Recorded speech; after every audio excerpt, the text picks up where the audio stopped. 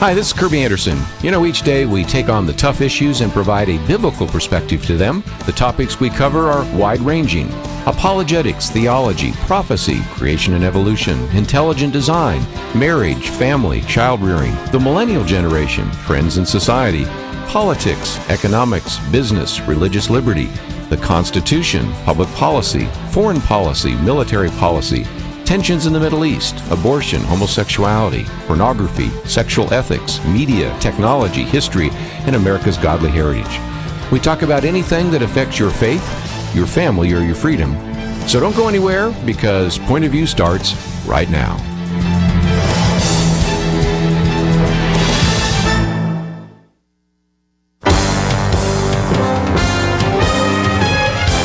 Across America, live. This is Point of View.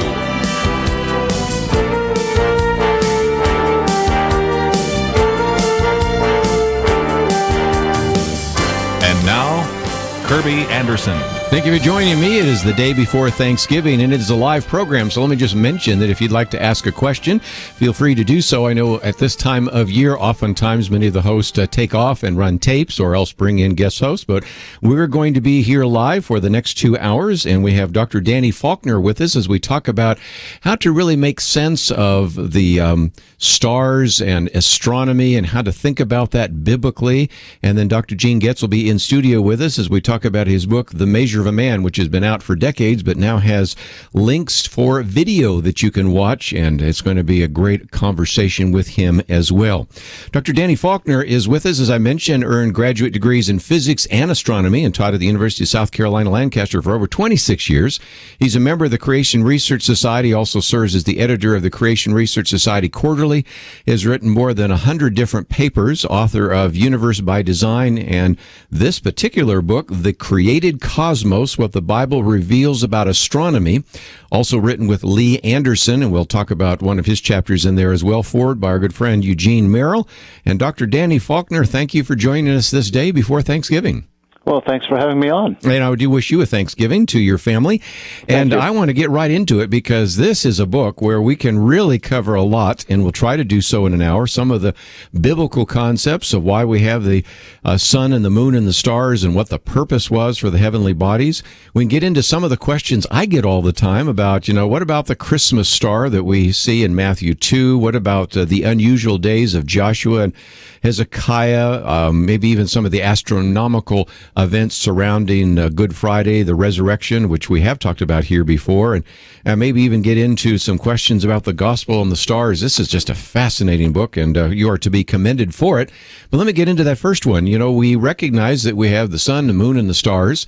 The scriptures seem to indicate that there's a purpose to those, why God created those in day 4. Part of that is the rotation of the earth gives us a day. We have weeks. We have a year. There are some very significant aspects of why we have all these celestial bodies, isn't there? Yep. There are several mentioned there in the day 4 account of the creation account in Genesis 1. To provide light on the earth, also to divide the light from the dark, and to rule over the day and rule over the night. The stars largely produce a backdrop, which we can measure the sun, the moon's positions on. It's used for time reckoning, says for days and for years, and the basic definitions of time measurement we have, the day, the month, and the year are astronomically defined. The one odd one out is the week, which is defined by Scripture in chapter 1. It's a memorial to the creation week. The other things like hours and minutes and seconds of time, we've kind of arbitrarily added those. That's fine, but the other 3 are fundamental and God-ordained, I do believe. Also, there are to be for signs, and I don't know all that means, but we've got a chapter in the book on prophetic signs, future events that forecast or prophesied about the coming of the Lord. And also the Magi had a sign that they followed in the stars to find the child, Christ child. We also have, says for seasons, and many people reading that, and myself for a long time, I was thinking in terms of the climatic seasons, but reality, the Hebrew word there applies as the same word used for the festivals that the Jews celebrated, the Passover and such.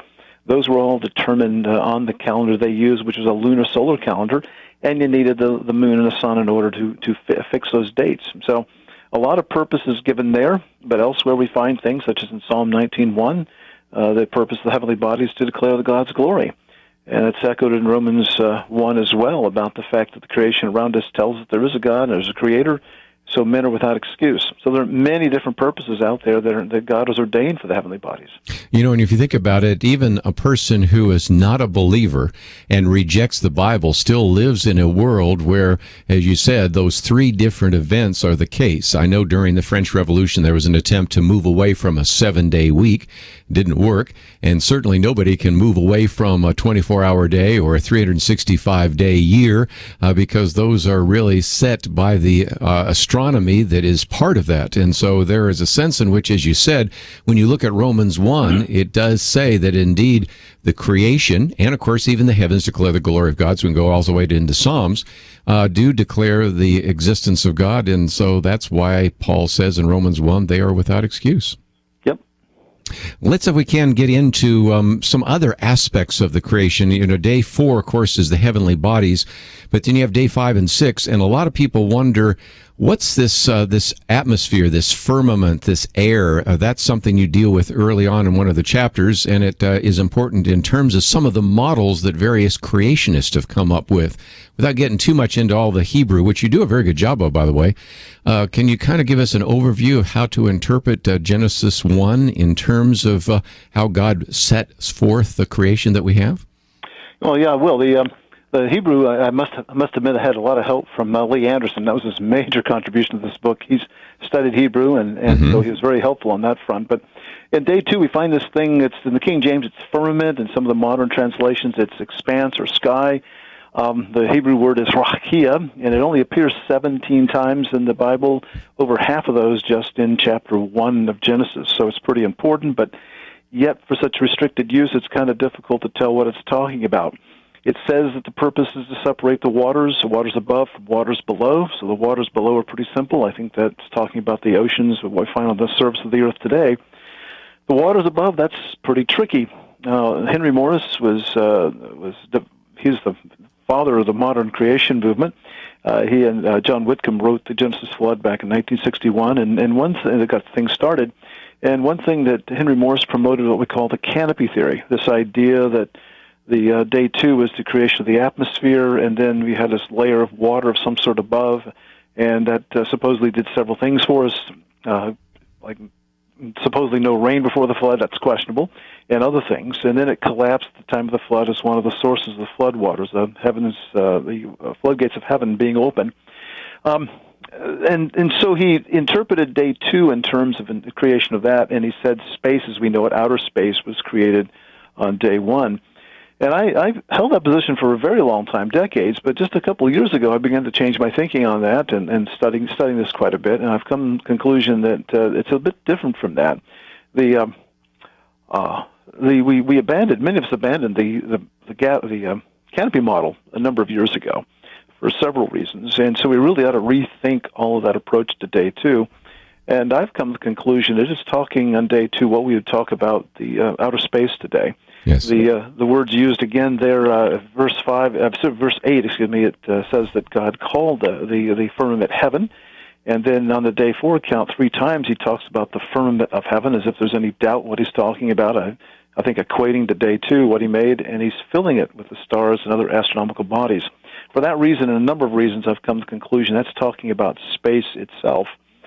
And that then sets up, I think, a true biblical cosmology and the possibility of developing a cosmology. And again, it's something I've changed my mind about very recently, and it's levied some interesting possibilities, very startling things as an astronomer to recognize that. Well, let's talk about that in a minute. We have one of our mandatory breaks coming up. We'll talk about what that might mean, and then we'll get into some other issues, because as we talk about astronomy, also, some of you might say, well, what about astrology, and how should we think about that? And what about some of the warnings that are in Scripture? And then how do we think about things like the star in Matthew 2 and the unusual days in Joshua? Got a lot more to cover. We'll do that with Dr. Danny Faulkner right after this.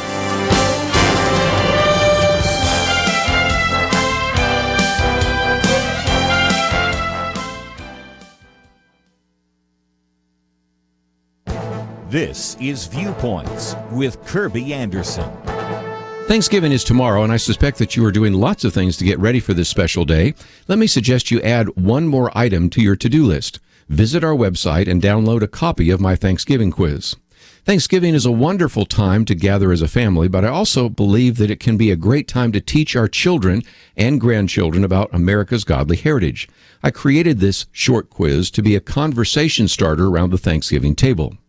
You know, we used to go around the table before the meal and ask our children to tell us what they were thankful for. After a few years of hearing about how they were thankful for their cat, their doll, their video games, I knew we needed to do something else. The Thanksgiving quiz was born out of that frustration. It has 19 questions and answers on the Pilgrims and the Mayflower Compact, as well as some questions and answers about the Christian heritage of America. Who were the Pilgrims, and why did they leave Europe for America? Why did they celebrate Thanksgiving? What is the Mayflower Compact, and why is it significant? What lessons did the Pilgrims learn about work and even free enterprise? How did the Christian faith influence America? These are just a few of the sort of questions that you can ask around the table and give short answers. Perhaps it is time to recapture the importance of Thanksgiving. On the bicentennial celebration of the landing of the Pilgrims at Plymouth Rock, Daniel Webster declared the following: "Let us not forget the religious character of our origin. Our fathers were brought hither by their high veneration for the Christian religion. They journeyed by its light and labored in its hope, and they sought to incorporate its principles with the elements of their society and diffuse its influence through all their institutions, civil, political, or literary." It is my hope that this quiz will help your family see the importance of Thanksgiving. I'm Kerby Anderson, and that's my point of view. Power of Three and Smith Global Media present Believe. One boy's decision to believe could change everything. Believe, rated PG, in theaters December 2nd. Believe.film.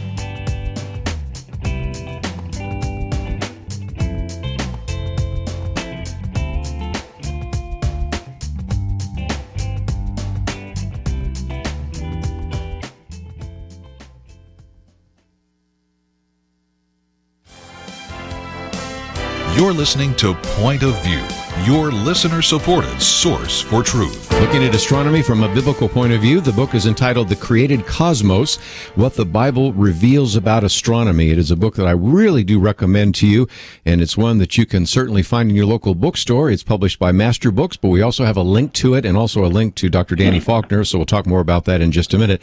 But we were talking about The Genesis Flood by Henry Morris and John Whitcomb, or you could talk about The Waters Above by Joseph Dillow, and some of those that had this idea of a canopy hypothesis. Since many people are not pursuing that now, then maybe we could say that the firmament or the heavens, as you said, could be the stars and really the issue of space. So how does that maybe help us in terms of developing some kind of creation model? Well, I've been stymied for a long time on trying to develop a creation model.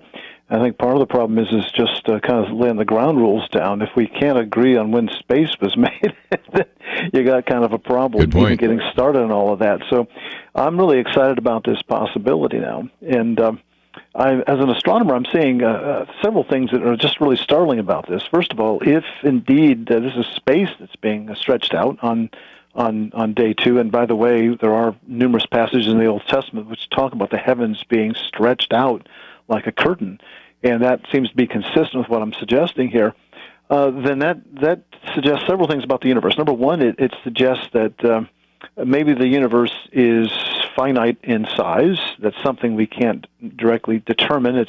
But some people want to believe in an infinite universe, and I don't think that's the case. But also, it would suggest that maybe there's an edge to it. This stuff is stretched out so far and no further, and that just blows the mind away of a person who's been looking at cosmology in the more conventional way for decades. And Also, it sort of suggests that if this thing was blown out or stretched out somewhat symmetrically, then the Earth is somewhere near the center. I don't think Scripture demands this, but it seems to be kind of an inference I can draw from that. And again, that's startling. That's really a verboten idea in modern astronomy. But I think the final thing that just got me most excited is the fact that if this is correct, then it would seem that the edge of the universe is kind of bounded by some level of water, some layer of water. The water's above. And that is mind-blowing when you look at the world of astronomy as generally understood today. But you know what? If it's made out of water, water is made out of normal matter, and normal matter must radiate. It must give off some sort of radiation. And the universe seems to be bathed in some sort of radiation field. We call this the cosmic microwave background. Mm-hmm. It was discovered a half century ago. It was a prediction of the Big Bang cosmology, which I don't believe is biblical. And that theory was that there would be a time in the past when the universe was very hot, and it's been we're looking at radiation from that long ago epoch. And if we don't believe the Big Bang, but how do we explain this microwave background? Well, I think what I've just laid out gives us an explanation. If the universe is surrounded by water, we would expect some sort of radiation field. So whether that pans out physically or not, I don't know, but I've just suggested this idea very recently, and it's in the book, of course. Yes. Well, and let me come back to one point, because somebody might have just heard you say, well, the Earth might be the center of the universe. Or at one time there was a belief that the universe was the center of the solar system. But even if it is or is not, it kind of relates to something you do have in the book about what Carl Sagan described as the pale blue dot. And that is that when Voyager was leaving our solar system, it turned its cameras around and looked back at Earth, and all you could see was this sort of pale blue dot. And this was way of Carl Sagan's sort of like the Copernican principle, just saying, well, there's nothing significant about planet Earth. We now know, because of all sorts of research done by people that are both Christians and non-Christians, that we really live in kind of a Goldilocks universe. It's just right. The universe is just right. The Earth's place in the solar system is just right. And we see a lot more evidence of the fingerprints of God, which seem to contradict this idea that all we are is an insignificant pale blue dot in this huge universe, right? Yeah, and I think that people try to explain that away by saying, well, just these are all coincidences, but I have to ask the question, well, how many coincidences are you allowed before you realize that maybe they aren't coincidences? Good question.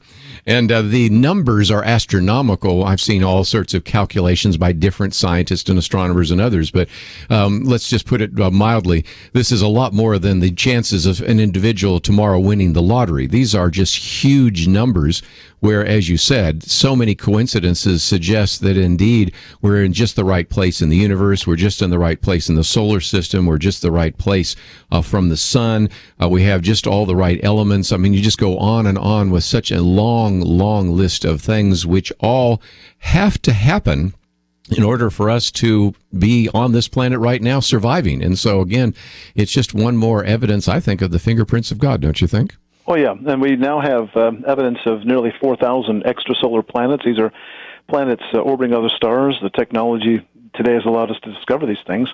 And we've not found any yet that are Earth-like. There are a few that have been proposed as possibly Earth-like, but every time those come up, I look at them pretty quickly, and it doesn't take me long to find all sorts of problems that tell me, no, these are not Earth-like planets. And I do believe 30 years ago, if you would have told somebody, well, if we would have reached 4,000 extrasolar planets, how many would be Earth-like? And most people would say, oh, probably hundreds. Yeah.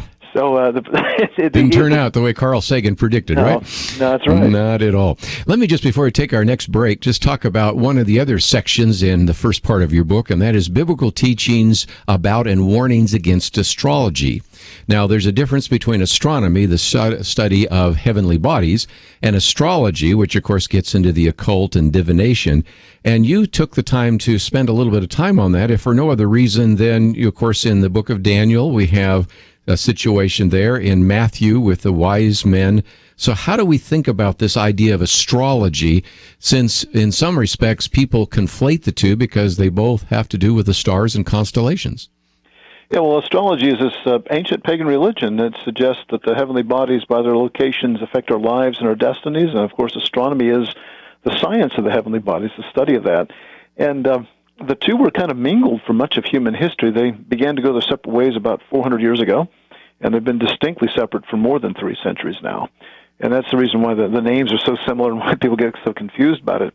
But the Bible could be no more clear. I mean, it's not talked about a lot, but whenever it is, astrology is condemned. And there are Christians today who kind of dabble in it, and they think it's okay, but by following that, you've violated at least one of the Ten Commandments, maybe a few others. And it's a pretty serious thing, and it's permeating everywhere. I mean, farmers' almanacs have astrological things in it as well. A lot of people don't realize that, but that's there.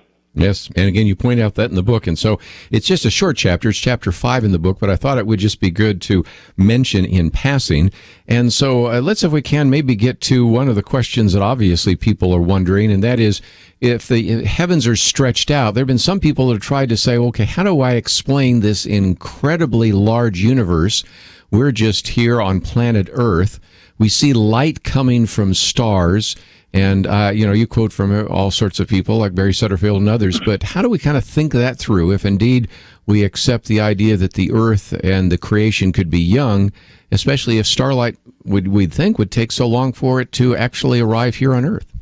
Yeah, that's a big issue. Many people say, well, the universe is only, say, 6,000 years old, yet we see stars that or galaxies that are millions or even billions of light years away. How can we see those? Well, the situation is even worse than that. Go back to the creation week on day 6. God created man. The stars are made 2 days before. At the end of day 6, beginning of day 7, the sky turns dark. What did Adam see when he looked up?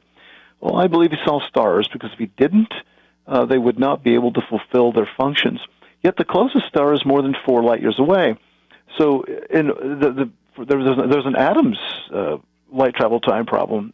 How did he see stars? And if you can answer that, you can probably answer our problem today after thousands of years. And there have been several solutions. You mentioned Barry Sutterfield, changing speed of light, some relativistic effects, these sorts of things. And I've found all of those wanting, so I developed my own a bit. And I suggest that perhaps that there was some sort of miracle that took place on day 4, that God stretched out that light or brought forth this light. I'm struck by the fact throughout the creation week, there was a lot of process that went on. People think that just poof, everything was made instantaneously. That's not what the text says. It talks about man being made of the dust of the earth. As it turns out, at least the land animals and the flying creatures were made out of the dust of the earth. The plants on day 3 were brought forth out of the ground. They shot up or sprang up out of the ground. I imagine sort of like a time-lapse movie of growth. It would have been very rapid growth, but it would have been growth sped up tremendously. Why? Well, because those plants needed to mature to bring about food for man and beast just 2 or 3 days later. So consequently, God used a lot of process, very rapidly guided and directed processes. So I'm suggesting that when God made these heavenly bodies on day 4, he also brought forth that light in a miraculous way to the earth. Yes. It's consistent with everything we see in the creation week. Let's take a break, and when we come back, we'll get into a couple of other issues. Of course, we'll give you a chance to join the conversation as well, but during this time of year, many of you will go to a planetarium, and you might actually see something about the star in Matthew 2, the star that guided the wise men. What about that? We'll have a chance to talk about this with Dr. Danny Faulkner. The book is entitled The Created Cosmos, published by Master Books, and we have information about it on our website. We'll be right back. I hope you received Kerby's email sent out on Sunday. We've been talking about spiritual warfare lately because of Kerby's new ebook. And the crowning weapon in Ephesians chapter 6 is prayer. As you know, prayer is more than simply asking for things. It's also giving thanks for all God has done and promised to do. One of my favorite Old Testament passages is 2 Chronicles 20, where God's people won a war by putting the choir out front to praise and give thanks to God. They showed where their trust was based by what they did. And we want you to join us in a similar effort this week. Right now, our Week of Thanks. Visit pointofview.net. There's a banner in the middle of the page, Week of Thanks. Click on that and encourage others by sharing the reasons you're thankful. I know some won't make this little effort. Make sure that you lead the charge. Pointofview.net. Click the banner for Week of Thanks, or visit our Facebook page and give God the glory he is due for what he has done. Pointofview.net, Week of Thanks. Point of View will continue after this.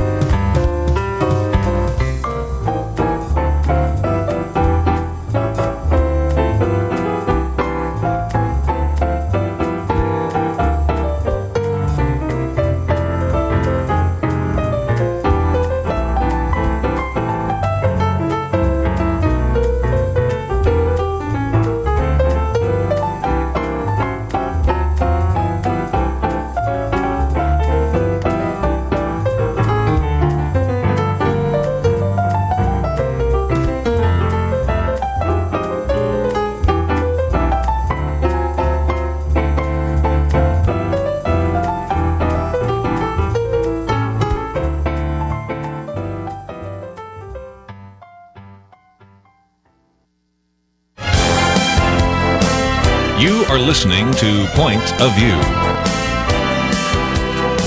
The opinions expressed on Point of View do not necessarily reflect the views of the management or staff of this station. And now, here again is Kerby Anderson. Again, just a great book that you might want to know more about, The Created Cosmos, if you have youngsters that really are interested in science and maybe you'd like to go to a Star Watch party. Of course, I go to one pretty regularly that's called Day 4. You might imagine why it's called that. And this is certainly a great way to encourage them in this area. We have, of course, lots of information about the book, and if you would like to buy it in your local bookstore, we would encourage you to do so. But if not, we do have a link so that you can get a copy of it as well, both in hardcover and in Kindle. And Dr. Danny Faulkner, if people wanted to contact you, what's the best way to do so? Because I suspect even as we finish the program today, there will be some that would like to know a little bit more or maybe interact with you a little bit on some of the ideas that you've shared with us today. Well, you can reach me through the correspondence availability at Answers in Genesis. Our website's answersingenesis.org, and we also have our mailing address there, too. And again, we have a link to that on the website, so I just want to make sure that would work for everyone. And so you certainly go to answersingenesis.org, or we have a link there on the website as well. Well, let's, if we can, recognize we're getting into the Christmas season, and this is a time in which, and I know that one of the things that oftentimes people will see is the idea that maybe the star that guided the wise men, the Magi, was actually a triple conjunction of the different planets of Jupiter and Saturn and others. And this really goes back to some of the writings of Johannes Kepler. I think, and I know you as well, agree that we are talking about something that is a supernatural phenomenon, if for no other reason, that how would it guide the Magi or the wise men? And more importantly, none of the explanations that you usually hear seem to fit. But take us through this whole question about the Christmas star in Matthew 2. Oh, there have been a lot of suggested explanations. The one you mentioned about the triple conjunction of Jupiter and Saturn, that's been around for centuries. It was kind of a staple of planetarium shows a few decades ago. More recent, the last decade, there's been interest in another conjunction between Venus and Jupiter and a star Regulus. That's another one that's gotten attention, and just recently, and I've seen at least 3 different variations on that one. Some will suggest a comet, some will suggest a nova or supernova, so they're all over the place. And really, there's not a lot of information. The Magi and the star are only mentioned over 12 verses, I believe, in Matthew 2, and that's it. The star is only mentioned a couple of times. First mention is when the Magi showed up in Jerusalem. They presumably have traveled from Persia, let's say, or somewhat far to the east. And they say they saw the star in the east. They want to know where this king was born, and nobody in Jerusalem knew what they were talking about. And then it says that they, when they got instruction from the scribes that the king would be born in the Messiah would be born in Bethlehem, which is only a short distance away to the south, they took off. And it says then that they rejoiced because they saw the star once again as it went before them. And then it stood over the place where the Christ child laid. It's sort of like it was leading them there, and this is where this common belief we have from Christmas cards and songs and pageants and so forth, that the star led them the entire way. But the suggestion is they saw the star hundreds of miles to the east, maybe months before, and then they saw it a second time as they headed south down to Bethlehem. They were very excited when they saw the thing. And if you look at the description there, it seems to indicate this thing was moving before them, and it was stationary over the place where the Christ child was. And as I look at that as an astronomer, I can't find any connection to any known astronomical object. Objects in the sky just don't behave this way. They move with the rotation of the Earth, and they wouldn't stay stationary over a spot like it would be here, and certainly would not gain attention if it's simply, as they approached where the child was, this thing was over top. That's just kind of an illusion. You step a few feet to one side or the other, it's not going to look like that anymore. These guys were well-versed in science of the day, and they would have understood that concept. So I and many others a long time ago decided that probably this was some sort of supernatural manifestation. Any point-like source of light in the sky would have been viewed as a star. We call meteors shooting stars. We call the planets stars, evening stars, so forth. Venus is. So it doesn't have to be a star as we understand it in the modern sense. And, even an airplane at night with lights on would appear as a star. It does appear as a star to us. We know better than that, but that's what it looks like. So I believe Lord fashioned something that was in the sky that probably geographically localized to only a few people, such as the Magi, and a few people near them saw it, and that gave special significance to it. Very good. Let's, if we can, also talk about something else you cover in that area of astronomical anomalies, and that is the unusual days of Joshua. Of course, you have the long day of Joshua. You have Hezekiah's sundial. Can we get any perspective on that as well? Well, yeah, I lumped those two together in the same chapter in the book because there is some overlap there. But as I researched that, I was very fascinated. You take the information about where the sun was. It was over Gibeon, where he commanded it to stand still, and the moon was over Ajuan. That's a valley off to the west from Gibeon. It suggests to me that maybe from the description there that this sun standing still began around noon on that day, which Joshua was apparently looking ahead because he had quite a battle just to join and still had a lot of time ahead of him. And we can even kind of fix then the time of the month that it was, because if the moon's visible off in the west during the middle of the day, this is probably the moon is, say, around, would be, first quarter perhaps, being off to the west like that. So we can even fix that time of the month. And you realize that if you look at the passage that they had just endured a 20-mile march overnight to get there. And then it says they traveled, they chased the enemy down some distance to the west and then to the south. And that's over 20, 30 miles. So it was a very long campaign throughout the day. And there have been many liberal approaches, I think, of what was going on there, but I don't think they really stand up to the scrutiny of the historical record we have in Joshua. And so I've come to the conclusion, and many others, that God must have stopped the rotation of the earth to make this to happen. And that is kind of a violation of how the world normally works. You have to invoke some mighty peculiar things in physics to make that happen. But you know what? If God really is the creator of the universe, he created physics as we know it as well, and as the creator of physics, he can intervene anytime he wishes to stop or reverse the effects of that. So that's not the miracle. The miracle is that he intervened at this point, and how he did it is, of course, up to a sovereign and ultimately powerful God to do that. Let's also provide a public service. A number of years ago, I did a week of radio programs on Christian myths, and one of those myths that fortunately still has a lot of staying power is that scientists at NASA ran their computers and saw an anomaly, and that explains that there was indeed scientific evidence for the long day of Joshua. Well, first of all, I think it's important to point out that a computer couldn't find that kind of anomaly. Yep. And second of all, it's a very interesting story, but it is not true, and it would be good if we could at least get all the Christians listening today to stop passing it on when it shows up on their Facebook or in some of their email, because there's no truth to it at all. Yeah, we talk about that in the book, and we also at the AIG website we have an article on that I wrote last year or two.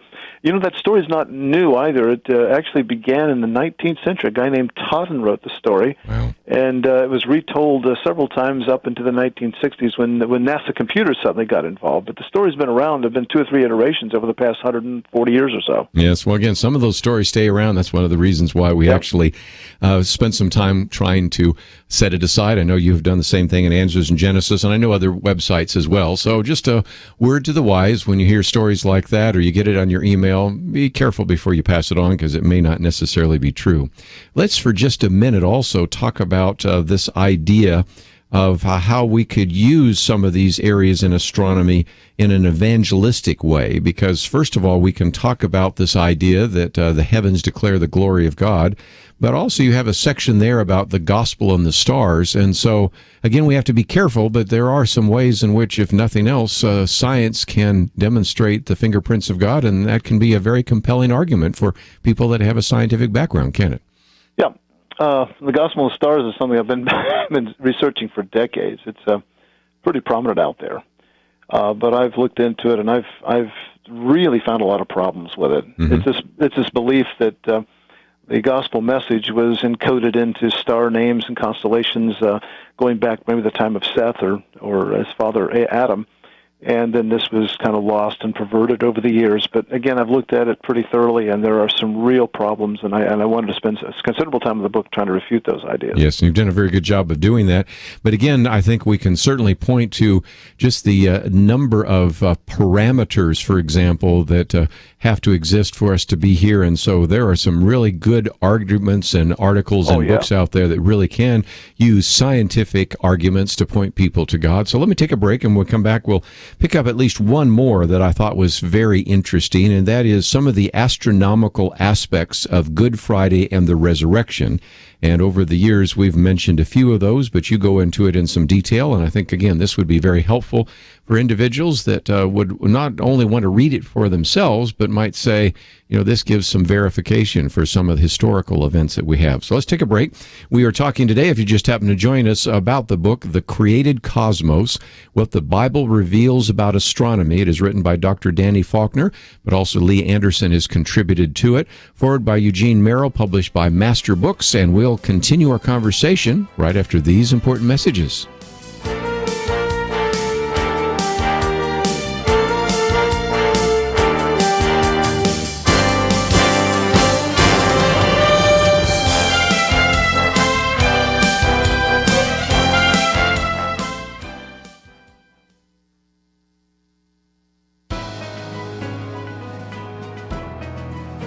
Welcome to the First Liberty Briefing.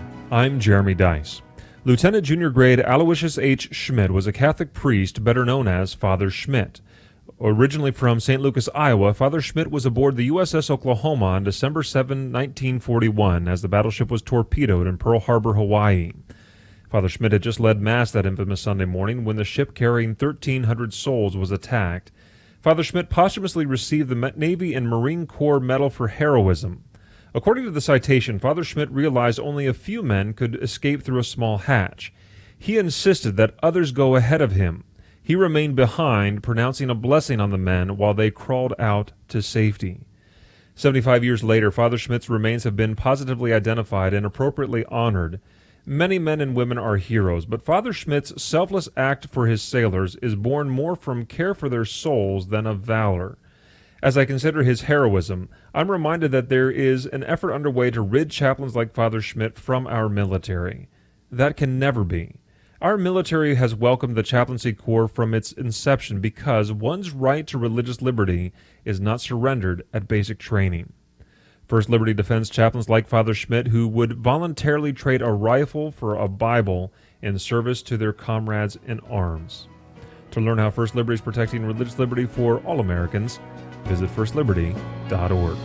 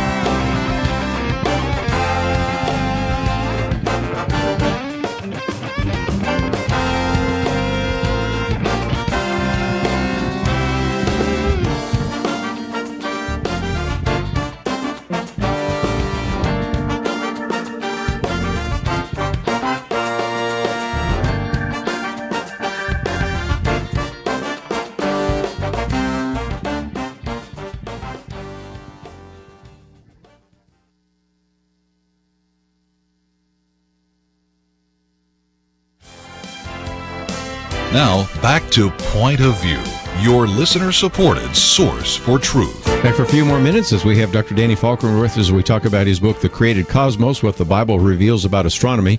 We spent a little bit of time talking about the star at the time of the birth of Jesus. Let's now talk about the moon at the time of Christ's crucifixion. And there have been some people, and I see that you kind of dismissed some of that, have said, well, maybe the way we explain the darkness on the land for 3 hours is that there was a lunar eclipse. And, of course, it was only a partial one, as you point out, and that would, of course, given you a red moon. Of course, that gets us into all the issue of these blood moons. But take us through, what we do know and what we suspect about when the crucifixion took place and whether there were any astronomical events that can be explained from a scientific point of view. And then, again, I think we come back to the reality that many of these things were supernatural. But help us out. Well, we can kind of fix the date historically from historical, non-biblical records, somewhere between 25 and 35 AD, kind of a window of about a decade there. We know from the biblical accounts, the gospel accounts, that the crucifixion was at the time of Passover. The general consensus is that Jesus was crucified on a Friday, and then was buried late that day and rose on Sunday morning or Saturday night. It would have been Sunday in the Hebrew reckoning of things. There are some people that argue for a Thursday or Wednesday crucifixion, and I've even flirted with that over the years, but I'm I'm convinced it probably was a Friday. And we also know that the following day was the Passover. Well, the Passover is determined astronomically. It has to occur on the 15th day of the month, which is a full moon. Always is the way that works on the lunar solar calendar. And we're able to compute the moon's position pretty accurately into the past, at least that far back. And we find only two dates where you have the circumstance with Passover on Saturday and hence crucifixion on Friday. One was in 30 AD and the other one in 33. And so some people have kind of lined up on either side of that. Some people like the 30, some people like the 33. I'm pretty ambivalent about it, but I think it's really cool. We can actually identify one of two possible dates when the crucifixion actually happened. It doesn't really matter a whole lot, but I love history, and so I like that aspect of the whole thing there. When we talk about this, though, we're really talking about a lunar eclipse. How does that particularly help us? Well, that doesn't help us at all, really. There's one of those two dates. I always forget, 30 or 33. I have to look at the book to check real quick here, but one of those, there was a lunar eclipse that night. And some people have argued that, when the moon rose that night after the crucifixion, as Jesus was just been buried and people were preparing for the Passover, there was a lunar eclipse, and lunar eclipses look red, and so therefore it reminds people of blood, and hence 50 days later at Pentecost, when Peter was explaining what had happened, he quoted from Joel 2 and one thing he'd mentioned was quoted there was the moon being turned to blood. Several problems with that. One is the fact that it was not a total eclipse. It was a partial eclipse, and when it did rise over Jerusalem that night, a large part of the eclipse was over. And my experience has been, and everyone else who's studied this, has been that you really don't see much color in a partially eclipsed moon. You have to be total or nearly total to see any color in the Earth's shadow. Otherwise, it looks dark. So there's no possible way that you could say an eclipse that night somehow fulfilled some sort of biblical prophecy. And then there was a question of turning dark during the eclipse for about 3 hours.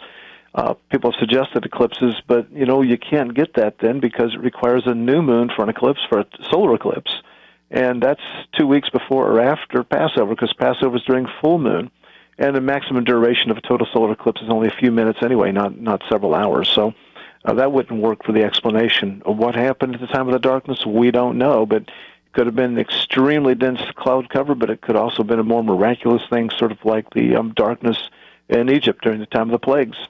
And again, as we talk about the blood moon, which you see in Joel 2 and Joel 3, and you do talk about this as well, there have been some that have made something of these 4 blood moons that happen during these different feasts.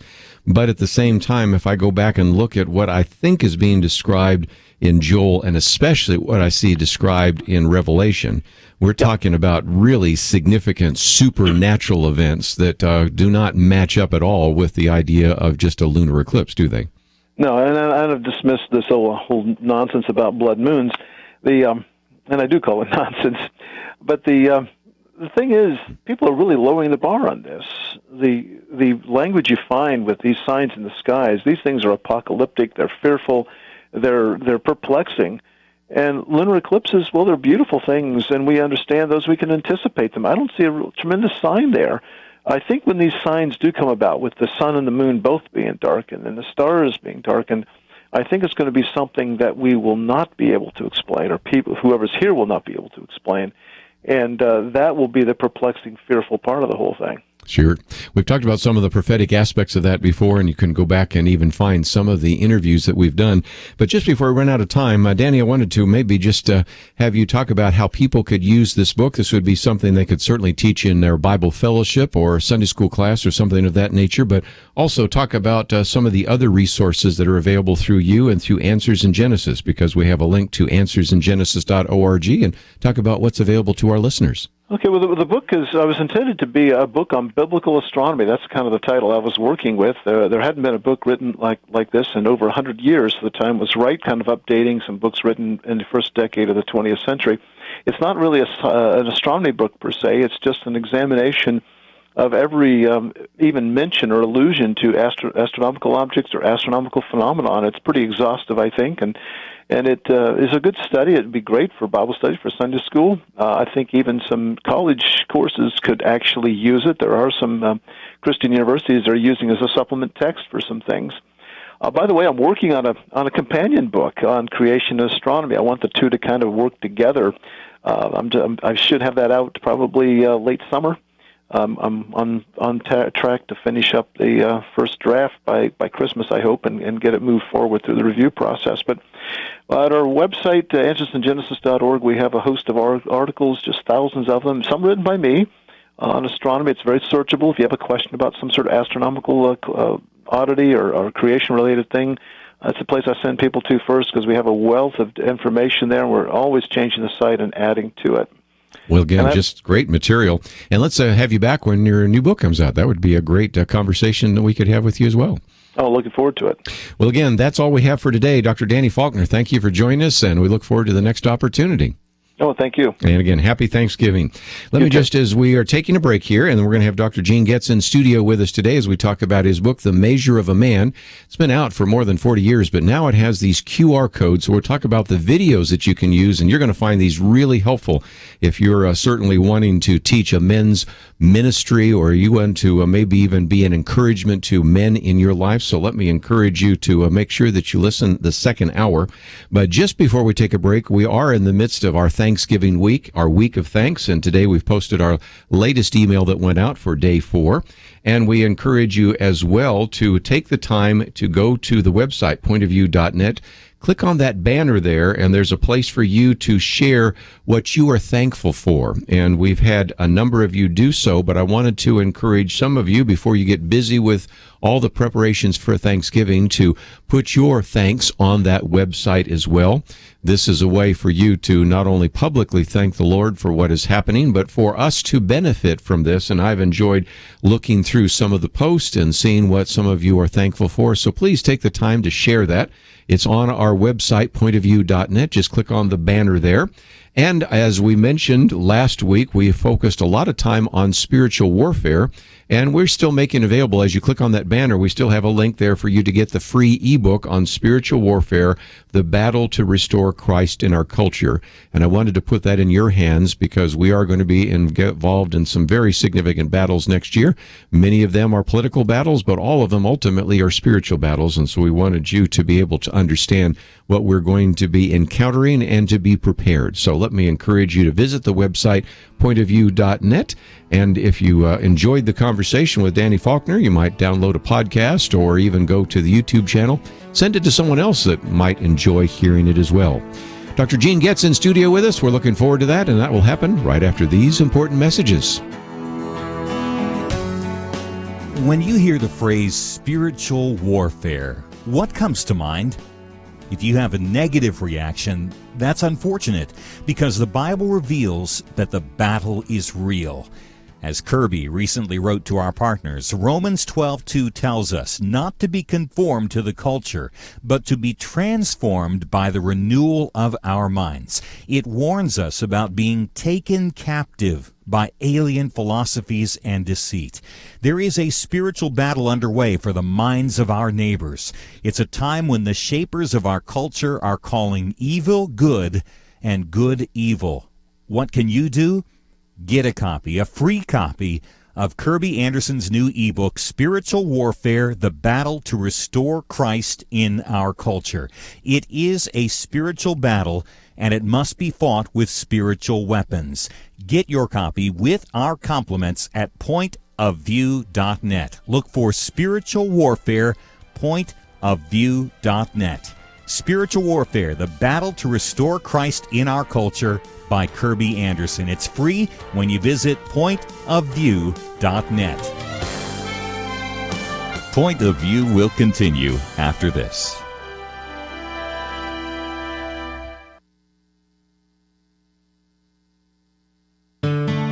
I just thank God for y'all. I listen to you every day, truly. I wanted to thank y'all for everything you do each day to inform Christian families and our community about the things we can do, and just the way you're so informative. I listen to you daily and love you guys and appreciate you so much. God bless you, Kerby, for keeping this show so on track and for the decades of wonderful help to this nation that Point of View has been. We're all big fans of your work, and we pray that God will just prosper it. As a Christian, over the years that I've followed this program, I am constantly challenged to be on guard and to evaluate what's going on. And if for no other reason, to protect the caliber and the truth of your programming, I need to participate and to back your program financially to ensure that the truth stays out there for people to hear, to view, and to be a part of.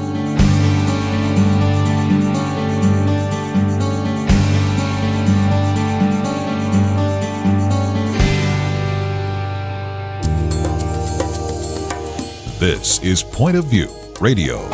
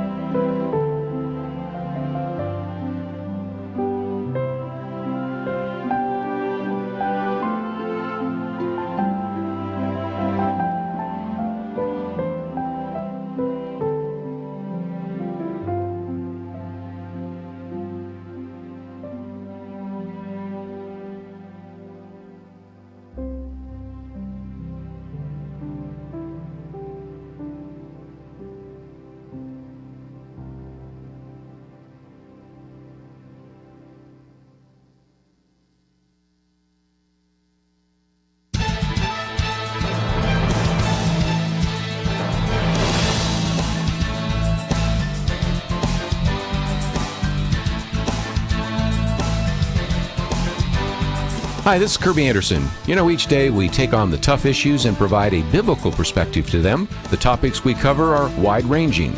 Apologetics, theology, prophecy, creation and evolution, intelligent design, marriage, family, child-rearing, the millennial generation, trends in society, politics, economics, business, religious liberty, the Constitution, public policy, foreign policy, military policy, tensions in the Middle East, abortion, homosexuality, pornography, sexual ethics, media, technology, history, and America's godly heritage.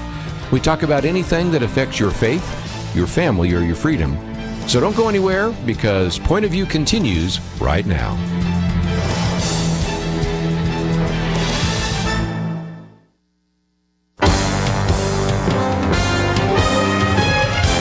Across America, live. This is Point of View.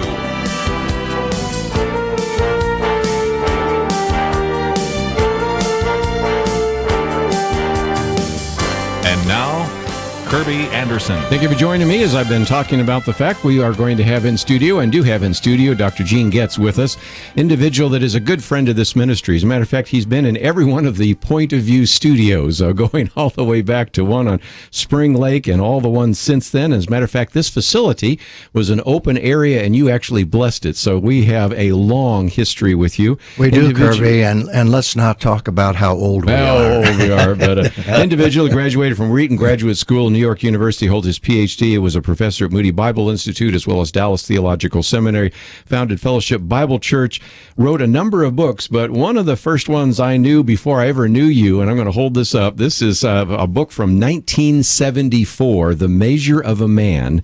And that book at that time was doing very well, but this book that we have in our hands now is the same book in one sense, but it adds all sorts of new videos, 20 Attributes of a Godly Man. Can you believe how long ago that book came out and the impact that it's had worldwide? It's amazing. Yeah, absolutely amazing, Kerby. Of course, the story behind it is that I was working with a group of guys. We started the First Fellowship Church, and I was looking for something to study, and I took them into 1 Timothy and Titus, and I kind of folded into the group and had others lead and began to just journal.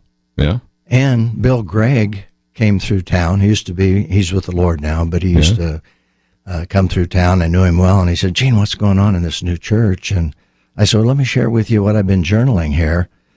And he looked at it for about 10 seconds, literally, and he said, I want that as a book. Yeah. And he turned to Dave, his acquisition editor. He said, do you have a contract? And he pulled it out of his briefcase and gave it to me and said, would you write this as a book? By the way, that's a writer's dream, but way back then. But anyway, the reason, I often say, the reason it's never going out of print is I borrowed the outline from the Apostle Paul. Right. He got it from the Holy Spirit. And when we get to heaven, I'll get penalized for plagiarism. Well, anyway. Again, it has had such an impact, and I can remember, this is something else, that when I had a bookshelf that had some books for men's ministries, yours was up there, and I think Steve Farrar's book was up there, and that was it. And now that bookshelf is full of books for men's books. And finally, we've gotten to the point where we have provided men with some really good resources to help disciple them. But as you point out, this really just comes from the characteristics, that, for example, and the qualities that an individual must have. 1 Timothy 3, if you're going to be a deacon or an elder, and then also in the book of Titus. And it made a lot of sense, but you are the first person to say, let's put this into a book and really talk about the 20 different attributes that are going to make for a godly man. And the important thing, Kerby, to realize that Paul wasn't saying these aren't just qualities he wasn't saying these are just qualities for elders or leaders. Yeah. He said, here's what maturity is. Yes. This is the profile for a godly man. Just make sure that this leader's godly. Mm-hmm. So it's a profile for all of us. You start this book by talking about D.D. Lewis, who played for the Dallas Cowboys, and he just was so successful on the field, not as successful off the field is a nice way to put it. And so he wanted to kind of study with you, and this was one way in which you were able to disciple one of these Dallas Cowboys and to help him really begin to mature in Christ. D.D. was in our church while he was playing for the Cowboys, unknown to even Landry. He confesses this, that he was doing drugs really while he was playing for the Cowboys. Wow. In fact, after he became a believer, he went back and asked Landry's forgiveness, and Landry put his arms around him and said, "Dee, you're forgiven." But he called me one day because he failed in 2 businesses. Once he left the Cowboys, he was addicted, terribly addicted in several areas of his life. And he said, "I need help." And I said, "Hey, let's meet together, go through the measure of a man. You got to be honest with me.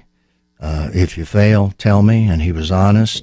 In fact, in the videos I include in here, I just interviewed, and he reviewed his story. Yes. And told me where he was spiritually. It was exciting just to see him sitting there, and we set it up with green screen, but he was sitting in the middle of the Cowboy Stadium talking now, Yes. looking back, and thanking God for the time we had together. So, yeah, God really did a work in his life. And these goals, these qualities became goals for his life. Certainly did. So it was neat. Well, let's, if we can, talk about the idea of these videos. And anybody that's heard the interviews that I've done with you before know that, of course, we have the Life Essential Study Bible, and I keep it in here. As a matter of fact, I was using it the other day when we were talking about some of these Bible difficulties, and they have these what are called QR codes. Those are those funny little squiggly boxes that everybody sees. And on your Bible, this is a way in which, as you get to one of those many biblical supercultural principles that you have, I put my little phone on it, and it takes that video. And it doesn't matter whether you're in the United States or you're in Africa or Asia or anywhere, you can actually begin to watch those videos of Gene Getz. So you've done this now with this book, 42 different videos, again with these QR codes in here, so that an individual, as he is studying this, or she might be studying it with their husband or something like that, you come to a point and say, "I'd like to learn a little bit more about that." You just take your phone, and you can begin to see you sharing some of that on video. Right. What I do is I do a video to introduce each chapter. And I give a little broader theological frame of reference, and then I hopefully motivate the person to get into the chapter, give them insight, try to tease them into it. Then at the end of every chapter, there's a section called Thinking and Growing Together. So there, I insert a QR code, which accesses a video where I talk now to 2 or more guys. Right. And give them ideas, suggestions for application of that content in that chapter. So there are 42 of them. And again, you have points of action, you have the thinking and growing together, you have set a goal and how to pray for one another. That's right. And this is made perfectly for a small group. And I might just alert our listeners out there, if you're a pastor, if you're a Sunday school teacher, a Bible fellowship leader, have a small group, this is ideal. You can just hit the ground running with all the material that you have. Yeah, there. it's all built in. And you remember the time when you had to buy DVDs to go along with the book? I mean, you might buy 30, 40 videos, and it costs you a couple $100. Yeah. Now you buy the book, and they're free. Yes. 42 videos. They're only about 5 minutes long. Yeah. And I just try to be succinct, non-repetitive. And I just got an email from a guy who's in a small group, and he said, "Gene, it's like you're with us." He said, "I've led so many people through the measure of man, but this time you're there with us."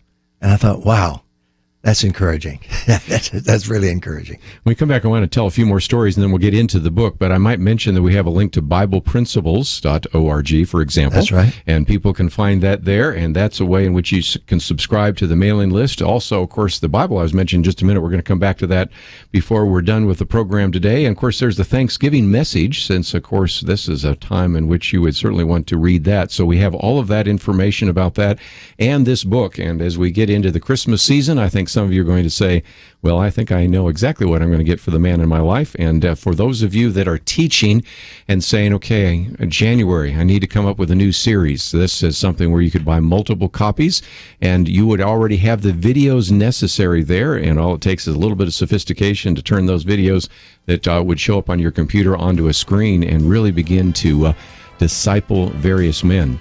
We've got some fun stories to come up with and a lot more content, but we need to take a break. We'll continue our conversation with Dr. Gene Getz right after this.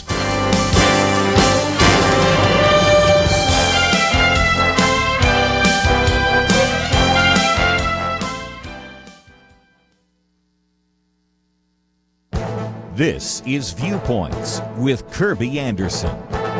Thanksgiving is tomorrow, and I suspect that you are doing lots of things to get ready for this special day. Let me suggest you add one more item to your to-do list. visit our website and download a copy of my Thanksgiving quiz. Thanksgiving is a wonderful time to gather as a family, but I also believe that it can be a great time to teach our children and grandchildren about America's godly heritage. I created this short quiz to be a conversation starter around the Thanksgiving table. You know, we used to go around the table before the meal and ask our children to tell us what they were thankful for.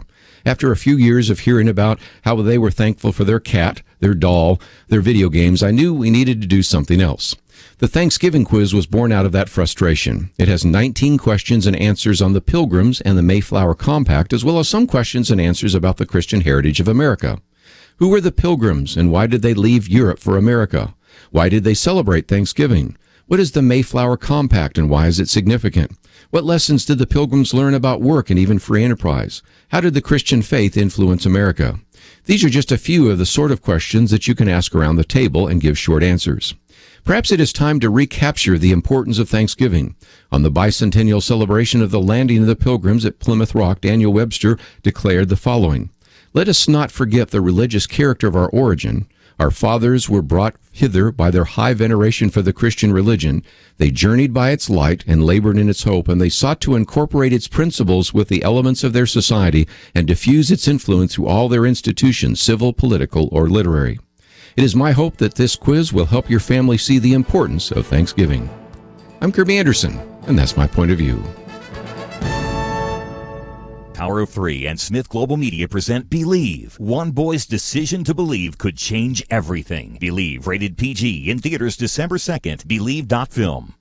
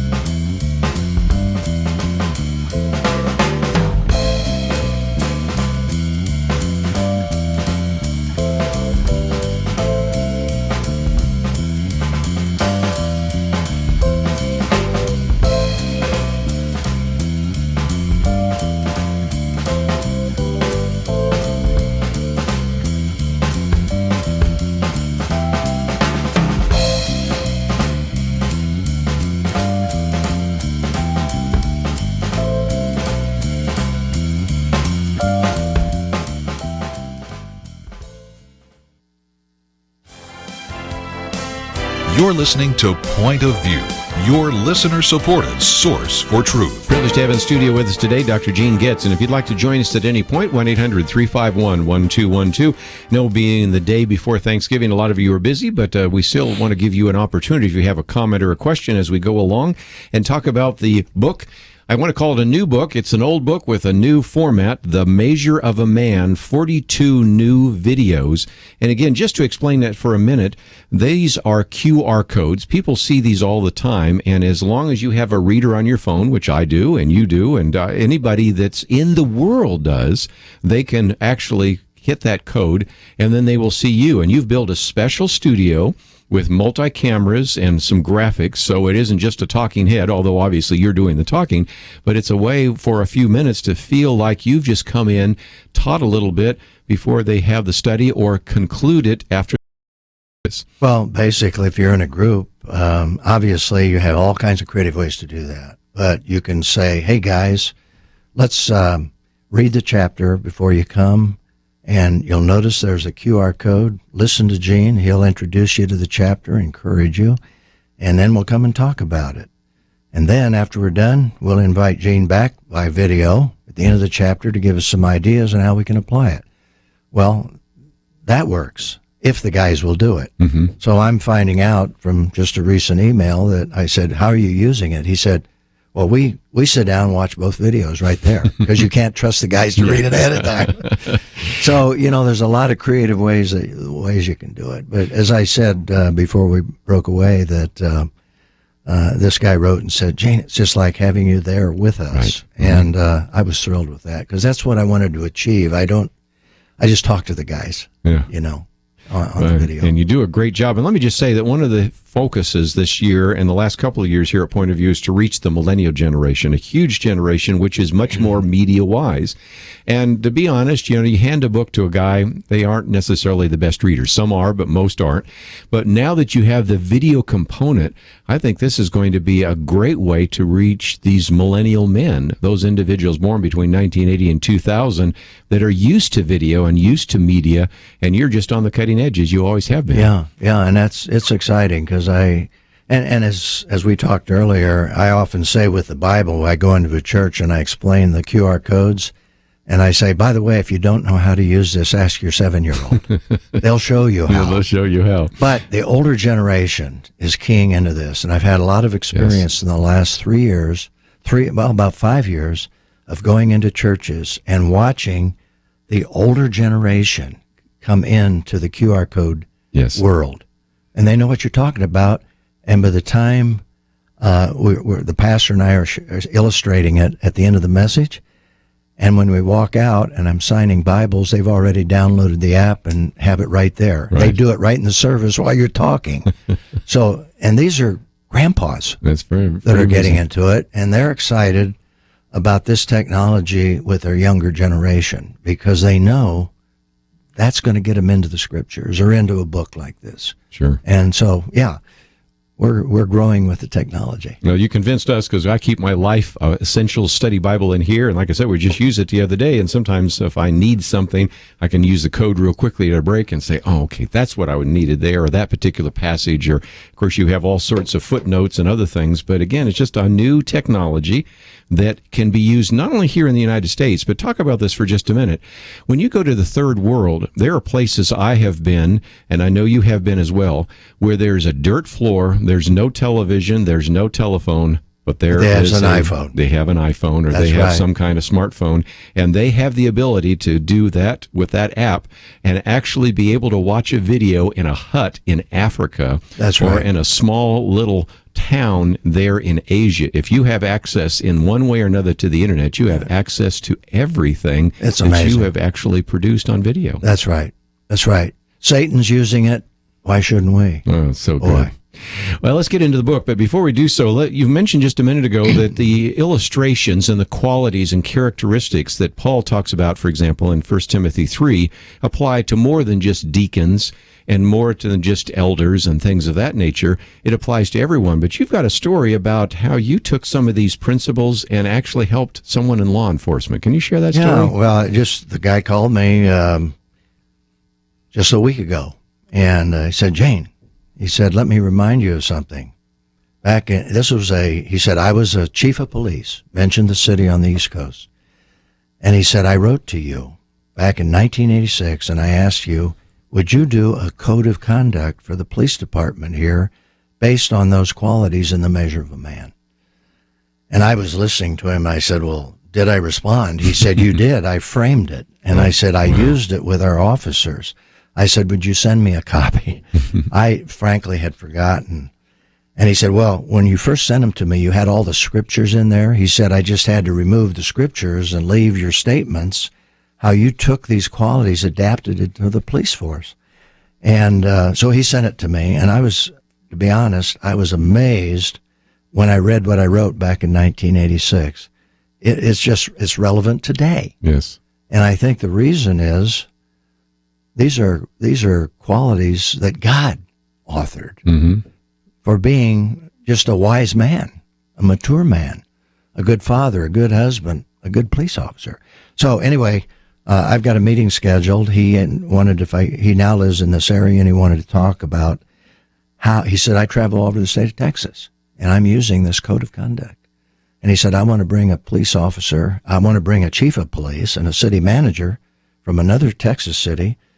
We want to sit down and talk with you on how to use this. And so, frankly, I was overwhelmed. Yes. But it really illustrates how relevant these qualities are. Sure. How enduring. Let's talk about a few of them. One of them, of course, is to be above reproach and to have a good reputation. And certainly whether you're in business, whether you're in law enforcement, in the military, whether you're an elder in a church, that is some quality that the Apostle Paul really starts off by talking about. Yeah, and the way it's translated in some Bibles is above reproach, which doesn't mean perfection. What it means is a good reputation.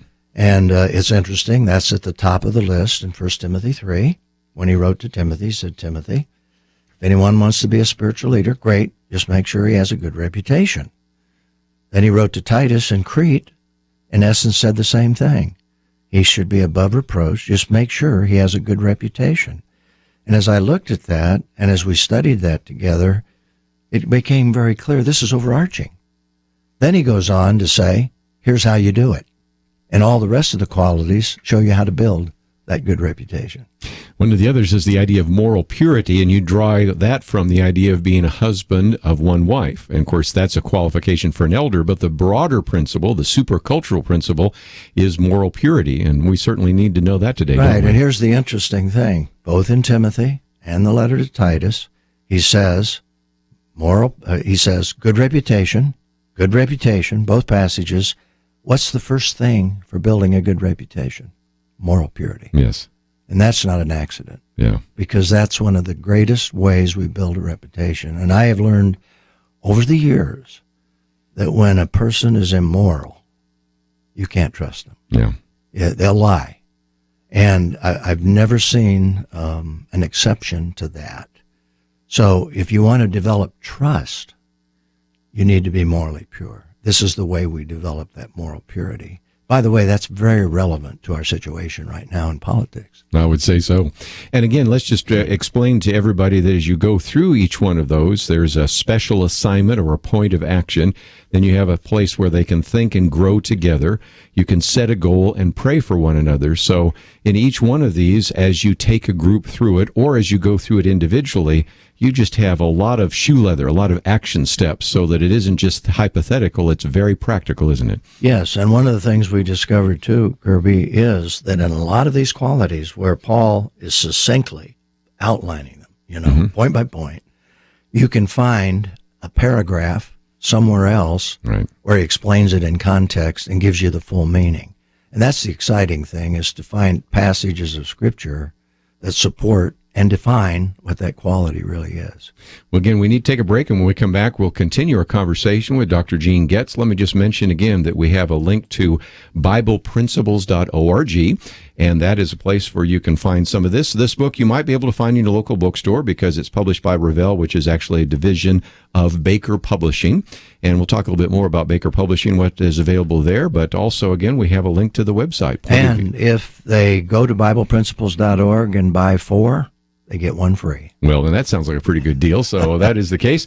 And let me also encourage you to sign up to get a Word from Gene, the newsletter, just a great resource for you, something that you can read. The one right now, a Thanksgiving message, I think you're really going to appreciate that. It's all available at our website, pointofview.net, and during this Thanksgiving week, we've also encouraged you to stop by on our Week of Thanks and maybe share something that you're thankful to the Lord for. It's all available at the website, pointofview.net. And let me open up the phones as we go through this. Perhaps there's a comment or a question. Perhaps you have read The Measure of a Man. It's been a ministry to you. 1-800-351-1212. We'll be back right after this. I hope you received Kerby's email sent out on Sunday. We've been talking about spiritual warfare lately because of Kerby's new ebook. And the crowning weapon in Ephesians chapter 6 is prayer. As you know, prayer is more than simply asking for things. It's also giving thanks for all God has done and promised to do. One of my favorite Old Testament passages is 2 Chronicles 20, where God's people won a war by putting the choir out front to praise and give thanks to God. They showed where their trust was based by what they did. And we want you to join us in a similar effort this week. Right now, our Week of Thanks. Visit pointofview.net. There's a banner in the middle of the page, Week of Thanks. Click on that and encourage others by sharing the reasons you're thankful. I know some won't make this little effort. Make sure that you lead the charge. Pointofview.net. Click the banner for Week of Thanks or visit our Facebook page and give God the glory He is due for what He has done. Pointofview.net, Week of Thanks. Point of View will continue after this.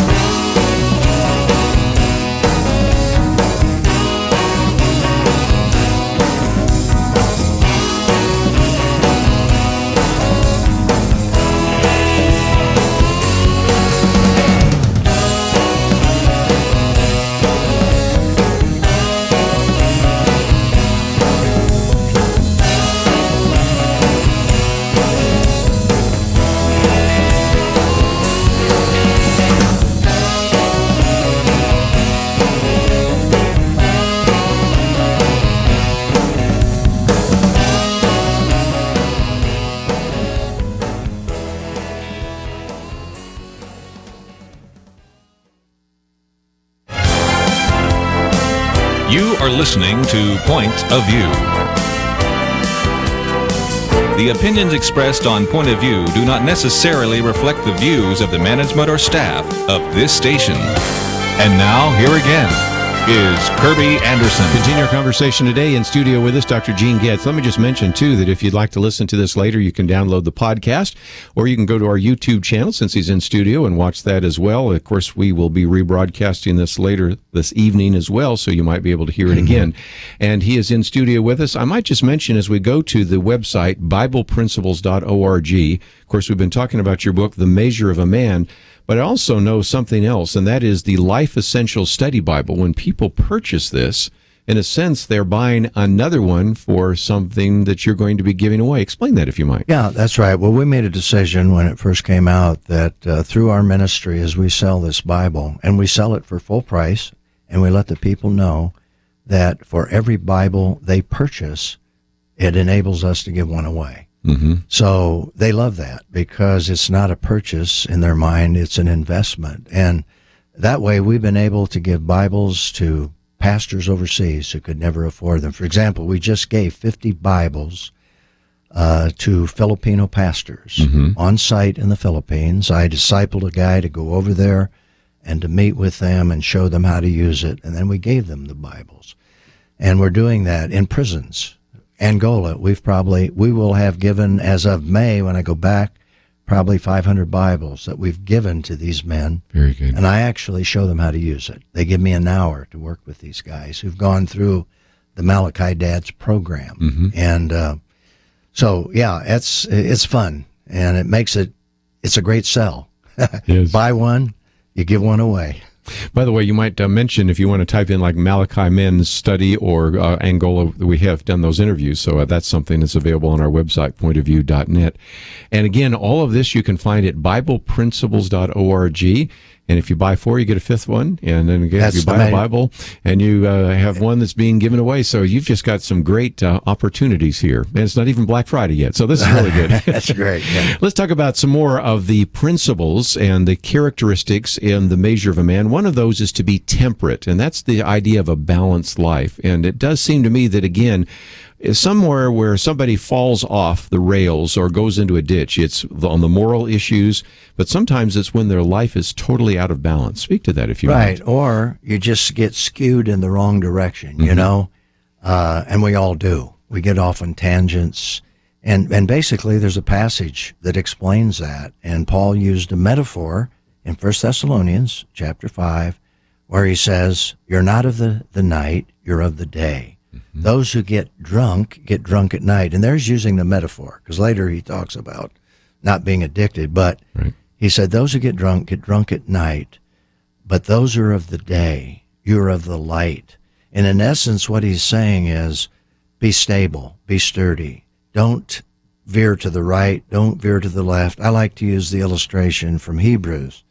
Just keep your eyes on Jesus. Yes. You know, and there you have the metaphor of the race. Right, race. But it's a great word, and it's a word that describes a process of development in our lives that we have to give attention to all of our lives, because it's so easy to get on tangents and lose sight of why we're here. That's right. What's the purpose in being here? So it's a principle that applies to a lot of situations. Sure. So once you get the principle, understand it, you can evaluate whether you're staying on a path. That's right.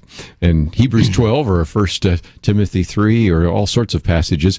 Let's talk about another one, the word prudent. You talk about that in terms of wisdom. Wisdom. And explain that if you might. Yeah, that's really important. basically another passage, Romans 12, where Paul says, you know, we're to present our bodies to the Lord, a living sacrifice, holy, acceptable, Lord.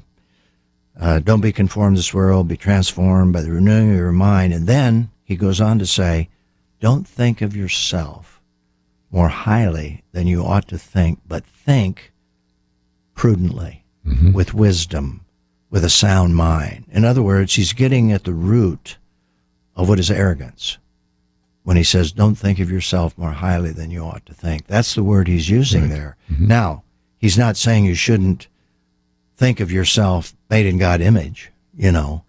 give yourself credit where credit is due, but this is dealing with not self-image. This is dealing with arrogance.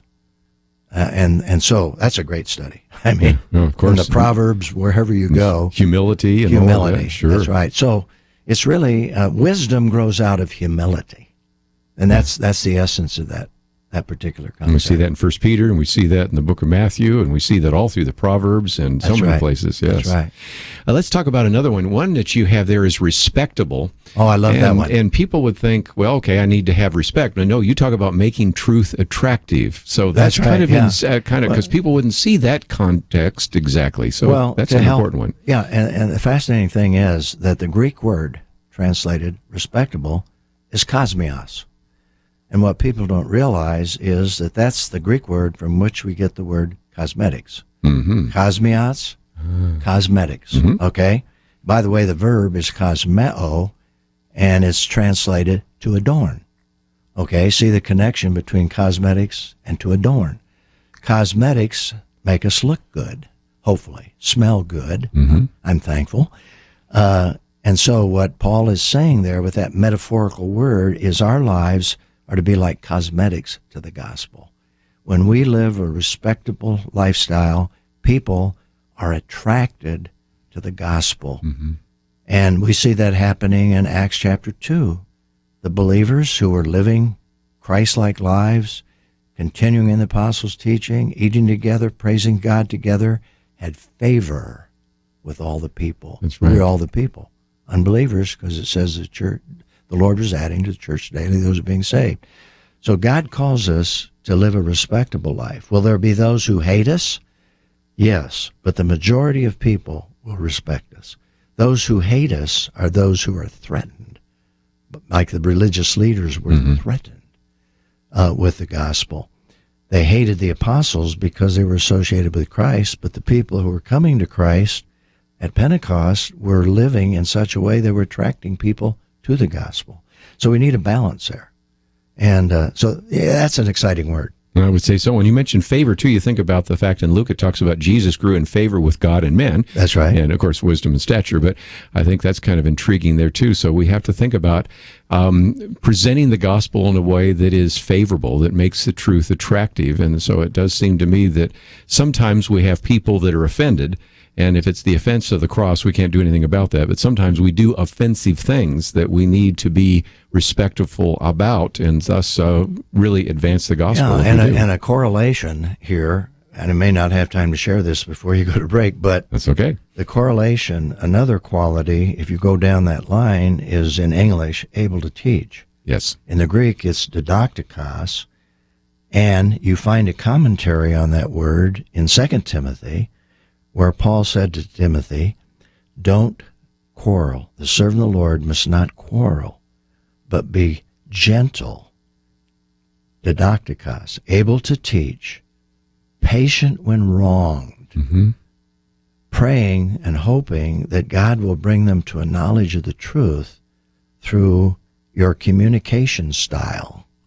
He's dealing with communication, your communication style that is non-defensive, not retaliatory, but it is gentle, sensitive, loving, kind. And there he's talking particularly about unsaved people and communicating with unsaved people. I believe it works with all people, but a gentle answer turns away wrath.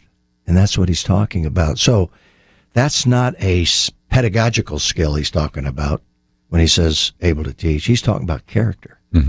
Which fits into the whole series of words. And again, this is about character, so it makes sense that it would fit there. And so able to teach, we always think about that as the person. Respectable. That's what I wanted to say. Yeah, but the idea is that it's somebody has good head knowledge, but we all know that over the years we've graduated a few individuals from seminary that they have a lot of good head knowledge, and they're real good on the truth side, but they're not good on the love side. They're very good on the dogmatism, but not so good on the gracious part, right? That's it, absolutely. And Jesus was filled with grace and truth. Grace and truth. Grace and truth. Now, that doesn't mean we don't need to be direct and even confrontational, but we can do that in a Christ-like way. Again, learn to speak the truth in love. Let's take a break, and when we come back, we'll talk about a few more of those characteristics. It's all part of this book called The Measure of a Man, 20 Attributes of a Godly Man, and this is a book published by Revell, which is a division of Baker. You can perhaps find it in your local bookstore, but we are encouraging you, if anything, to simply go to the website that we've made available here, BiblePrinciples.org. And again, if you order 4, you get a 5th one for free. Absolutely. And if you order the Bible, which we've talked about before, maybe we'll mention a little bit more before we finish off here, because you have 1,500 different principles, over 250 hours of video that you can watch by Gene Getz, which gives you an opportunity to really learn these biblical principles to learn by. But if you buy one of those Bibles, you're giving another one away. So what a great ministry that you have here. We need to take a break. We'll continue our conversation with Dr. Gene Getz. All that coming up right after this.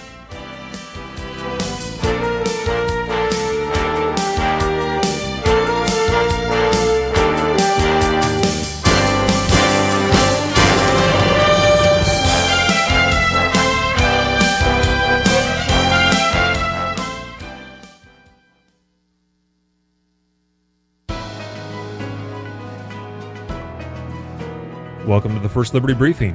I'm Jeremy Dice. Lieutenant Junior Grade Aloysius H. Schmidt was a Catholic priest better known as Father Schmidt. Originally from St. Lucas, Iowa, Father Schmidt was aboard the USS Oklahoma on December 7, 1941, as the battleship was torpedoed in Pearl Harbor, Hawaii. Father Schmidt had just led Mass that infamous Sunday morning when the ship carrying 1,300 souls was attacked. Father Schmidt posthumously received the Navy and Marine Corps Medal for Heroism. According to the citation, Father Schmidt realized only a few men could escape through a small hatch. He insisted that others go ahead of him. He remained behind, pronouncing a blessing on the men while they crawled out to safety. 75 years later, Father Schmidt's remains have been positively identified and appropriately honored. Many men and women are heroes, but Father Schmidt's selfless act for his sailors is born more from care for their souls than of valor. As I consider his heroism, I'm reminded that there is an effort underway to rid chaplains like Father Schmidt from our military. That can never be. Our military has welcomed the chaplaincy corps from its inception because one's right to religious liberty is not surrendered at basic training. First Liberty defends chaplains like Father Schmidt who would voluntarily trade a rifle for a Bible in service to their comrades in arms. To learn how First Liberty is protecting religious liberty for all Americans, visit firstliberty.org.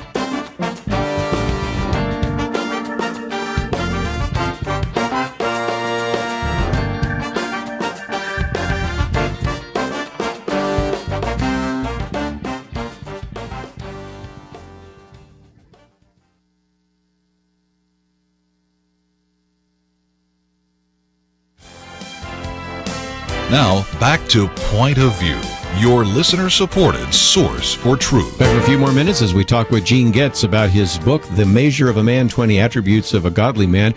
And we have a link to BiblePrinciples.org. And one of the articles there is about the fact that you were on with Dr. Jim Dobson on Family Talk. That was just recently. And that was something where he actually called and wanted to promote the book. So first of all, you can listen to the interview, but also I just think it's wonderful that he wanted to promote this. That's right. I was totally surprised.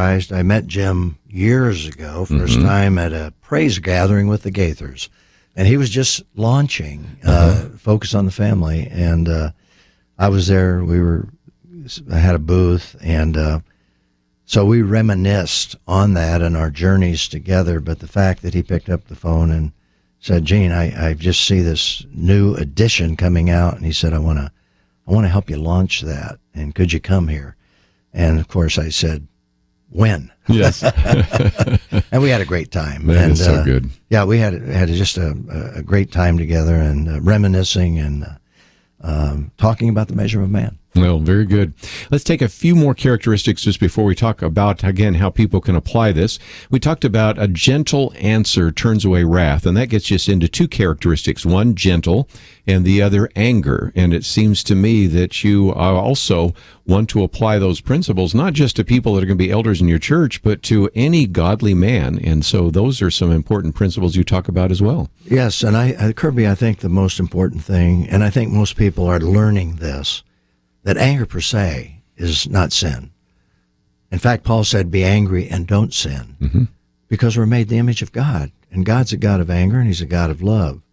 The important thing is that in our anger, we are not to sin.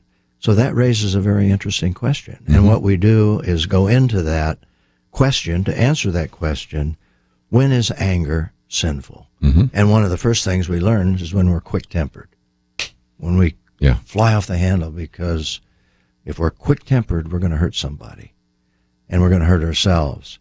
Another thing, when we allow the sun to go down on our wrath, which doesn't mean a 24-hour day. It's a metaphor meaning don't allow it to linger. Deal with it. And then if you let it go down, you're going to try to take vengeance. You're going to try to get evil, even with people. That's sinful anger. And certainly then it goes on even to brutality, because he says in the next quality, we're not to be violent. So it's a very fascinating study. And we need to really understand that quality in child rearing, because anger is a natural component in a child's life, and they haven't yet learned to control it. So we need to help them control that. And one way to do that is not set up situations where they're going to get frustrated and angry, and that's a great challenge as well. But anyway, that's a fascinating study. We're going to talk about that in Ephesians 2, not to frustrate your children, so I understand that's that. Right. That's right. And we mentioned gentle, and what you say there is when we talk about a gentle answer turns away wrath is in Proverbs, but here this idea of gentle is the idea that you suggest of treating people fairly. That's right. And that also applies to the law enforcement that's right. code of conduct that you put together. Justice, fairness. Yeah. And you'll remember I used Tom Landry as an illustration. Yes. And I build the illustration, the chapter around that illustration, and I use quotes from guys that have played for Landry over the years, and how he was very fair. Yeah. And that word gentle that's used there, that form is really responding in a way that's fair. And now, gentle, there are 3 or 4 words that are used for gentle in the Greek text, such as in the fruit of the Spirit, gentleness, sensitivity, all of that. But when you stop and think about it, sensitivity is part of being fair. It's knowing, when to get direct and when not to. By the way, one of the cowboys, I've forgotten which one it was, and back when said one of Landry's weaknesses was he was too fair at times. And that's a side of Landry that you didn't see. And I quote him, some of those guys that were really pushing the envelope in terms of rebellion and stuff that they did. And Landry said, I tried to extend grace to help them and he said, I probably went too far with some of them. Isn't that an interesting side? That is. Of Landry? It is. You just didn't see that from watching him on the sidelines. You certainly didn't. You mentioned justice, too. I might mention that the foreword is by Paul Nyquist of Moody Bible Institute. And his new books on justice, you just did a foreword for his new book. That's right. It hasn't been published yet. But so we're going to get him on to talk about it. I'll tell you, that is, that's one of the first books I've read, and I'm sure they're out there that I just hadn't read, but boy, he really does a thorough job of dealing with the problems in our culture of injustice and how to be just within a society in which we live and how that relates to those of us who are Christians, and obviously incredibly relevant to what's happening, in a lot of groups around the culture and the country. So we'll maybe get him in soon. Of course, we've had him on before, so look forward to that. The book is entitled The Measure of a Man, 20 Attributes of a Godly Man. Just for a minute, before we run out of time, Gene, talk about how individuals can use this, because we have pastors that listen to this, seminary students that could actually preach this from the pulpit. I know you have done that.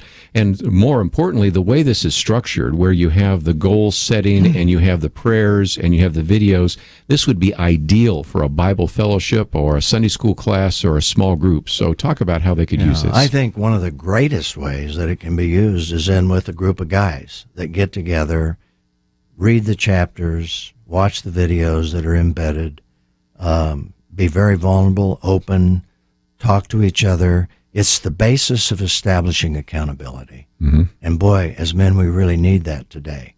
But as you say, you can teach it didactically. If you have a large, like you do, you teach a Sunday school class. Well, you can teach it. And of course, you have all kinds of creative ways of breaking it in 2x2s, 4x4s, whatever, and talk about issues. But, it's the truth. You have all kinds of creative ways in which to share it. And by the way, I'd even forgotten I preach through it. And when you preach through it, you can apply it universally, because all of those qualities, in essence, are repeated for women elsewhere in the New Testament. Yes. Here he's just focusing on men. And when it comes to being a man of one woman, that's a man. When he talks about being a good father, that's dealing with a man. But in another place, you find that a woman is to be a woman of one man. Right. And also Titus a good manager of her children. Yeah, so they all apply. Yeah, so you can preach it with that in mind.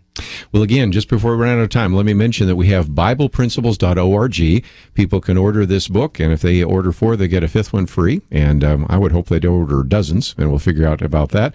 And also the Bible. If they order 8, they get 2 free. Yeah, there you go. So very good. Life Essentials Study Bible. And again, I would encourage people to sign up for your mailing list to get your blog and to listen to some of this. And my assignment for you is to go to that website. There's a very nice video, and it's only about a minute long, and it actually explains the measure of a man. So you can click that share button, put it on your Facebook page, and that will educate some other people about some of these resources, and that would start a great conversation as well. Gene, you're a great friend. You have been a friend of this ministry for, I hate to admit it, but it's been decades. It has been. We continue to appreciate all that you do. So thank you for joining us today. Thanks for the honor, for the invitation. God bless. Going to take a break, and we're going to play a tape tomorrow. That's because tomorrow is Thanksgiving. So let me encourage you to visit the website and find some of the material we've talked about here today. I'd still encourage you during our week of thanks to leave something to us about what you are thankful for. So it's all available at the website, pointofview.net. And we encourage you to do what you can to extend the ministry that we have here. That's why we encourage you to hit that share button and share it with some others. I want to thank Andrew, Catherine, and Shamila for their help behind the scenes. Have a great Thanksgiving. We'll see you back after that. When you hear the phrase spiritual warfare, what comes to mind? If you have a negative reaction, that's unfortunate, because the Bible reveals that the battle is real.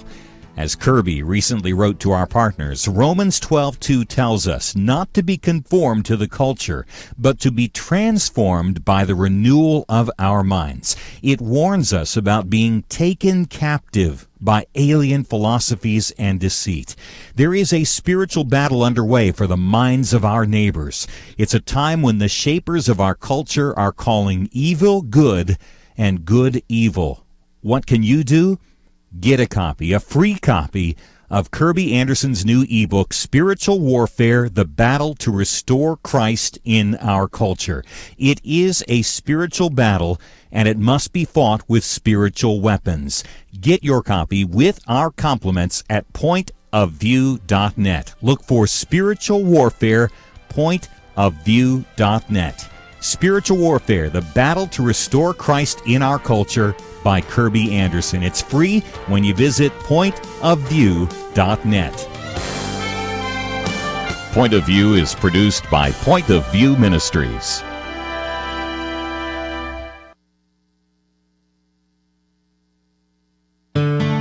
I just thank God for y'all. I listen to you every day, truly. I wanted to thank y'all for everything you do each day to inform Christian families and our community about the things we can do, and just the way you're so informative. I listen to you daily and love you guys and appreciate you so much. God bless you, Kerby, for keeping this show so on track and for the decades of wonderful help to this nation that Point of View has been. We're all big fans of your work, and we pray that God will just prosper it. As a Christian, over the years that I've followed this program, I am constantly challenged to be on guard and to evaluate what's going on. And if for no other reason, to protect the caliber and the truth of your programming, I need to participate and to back your program financially to ensure that the truth stays out there for people to hear, to view, and to be a part of.